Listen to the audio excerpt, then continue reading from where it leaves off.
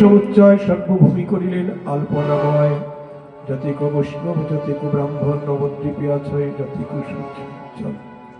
এবার উভয় পক্ষে অধিবাস হলো। তারপর আমার গৌরহরি এবার বিয়ে করতে যাচ্ছে। জয় রাধে। লোকে আমার গৌরহরিকে দর্শন করে বলছে, না দেখি অতি অমানুষী বিবাহ সম্ভার, সর্বলোক চিত্তে মহাপায় চমৎকার। বড় বড় বিবাহ দেখিয়াছি লোকে বলে, এমতো সমৃদ্ধ নাহি দেখি কোনো কালে। এই মতো স্ত্রী পুরুষে প্রভুরে দেখিয়া আনন্দে ভাষায় সব সুকৃতি নদিয়া। সবে যার রূপবতী কন্যা আছে ঘরে, সেই সব বৃদ্ধ সবে বিমরিশ করে। যার ঘরে রূপবতী কন্যা আছে সে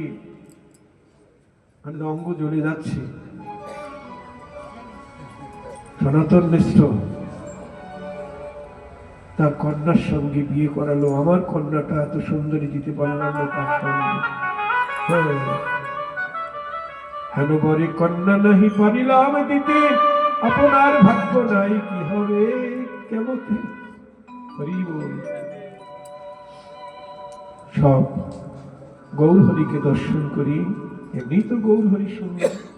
তারপরে আবার বিবাহের সাজে বরের সাজে সজ্জিত হয়েছে, আরো সুন্দর। হরি বল। যখন যেভাবে সাজে ততই সুন্দর। এদিকে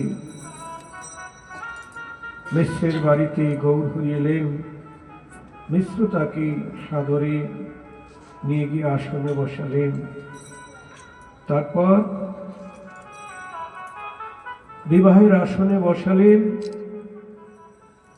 তারপর বিষ্ণুপ্রিয়াকে, আমাদের জগতে যেমন বিবাহের নিয়ম, গৌরহরিকে বর পাত্রপক্ষ